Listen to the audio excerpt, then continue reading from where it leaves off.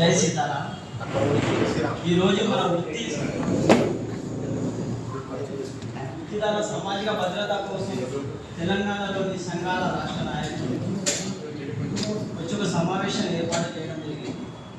నేను నాయకుల సేవా సంఘం అధ్యక్షుడు ముగిలిగిత వినోద్ కుమార్ నా పేరు.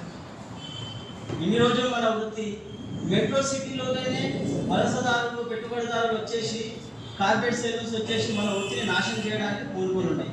అప్పటి వరకు మనకు అంత ఎఫెక్ట్ కాలేదు. ఇప్పుడు అది విలేజ్లు, మండలాలు, జిల్లాలకు పాకిపోయింది. అయితే ఈ వృత్తిని అన్యమతస్తులు చేస్తున్నారు. అంటే దానికి ఎందుకు చేస్తున్నారు? మన వాళ్ళు కూడా ఈ వృత్తి చేయలేకపోతున్నారు, వాళ్ళు ఎంటర్ అవుతారు, అది వేరే విషయం. కానీ ఇప్పుడు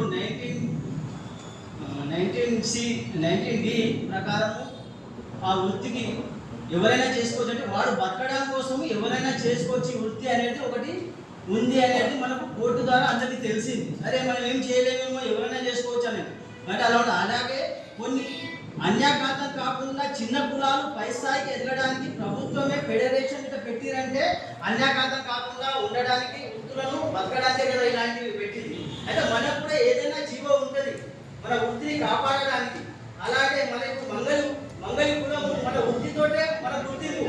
అలాంటి వృత్తి లేనప్పుడు మన మంగళి కులమే మొత్తం నాశనం అయిపోతుంది, ఆ కులము కనుమరుగైపోతుంది. అలాంటి కులాన్ని బతికించాలంటే మన వృత్తికి ఏదో ఒకటి జీవనో ఏదో వృత్తులు బతకడానికి ఉంటుంది. అందుకే మనం భయపడాల్సిన అవసరం లేదు. మనమంతా రాష్ట్ర నాయకులు ఏకమై మన కింది స్థాయి నాయకులకు కూడా భరోసా ఇచ్చి దాన్ని ఏముందో మనం కోర్టు ద్వారా తేల్చుకొని దాన్ని పోరాటం చేయొచ్చు. అంతేగాని మన కులం కనుమరుగైపోయి మనం చేయలేము, మన స్థితికి లేదు. అందుకే దానికి ఏముందో మన పెద్దలందరూ విన్నపాలను తీసుకొని మన దగ్గర ఉన్నటువంటి రాష్ట్ర నాయకులలో అడ్వకేట్స్ కూడా ఉన్నారు, వాళ్ళ యొక్క అనుభవం అవన్నీ తీసేసుకొని మనం ముందుకు వెళ్తాం. ప్రభుత్వాలతో పోరాటం, ప్రభుత్వాలు కూడా మన కులాన్ని సపోర్ట్ చేయడానికి ఉంటాయి.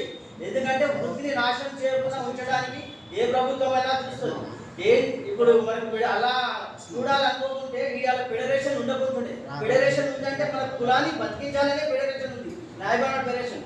అలాంటప్పుడు ప్రభుత్వాలు కూడా ఆలోచిస్తే మనకి ఏం కావాలి? ఎప్పుడు మనమంతా ఏకమై ఒక గట్టిగా నినాదం చేసినప్పుడు మన గర్జన అందరికీ ప్రభుత్వానికి వినిపించాలంటే మనమంతా ఏకం కావాలి, మనము దీన్ని రక్షించుకోవాలి. ఇంతే. ధన్యవాదాలు.